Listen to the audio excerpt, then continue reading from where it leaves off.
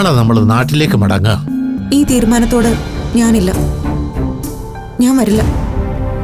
ഒരു കാര്യമില്ലാതെ എന്തിനു നാട് വിടണം? പോണം, പോയേ പറ്റൂ. അവൻ എന്നോട് തുറന്നു പറഞ്ഞു, അവന് ഭൂമിയെ ഇഷ്ടമാണ്, അവളെ കെട്ടിയിരിക്കുമെന്ന്. ഭൂമിയല്ല, അഭിരാമി. ഭൂമി.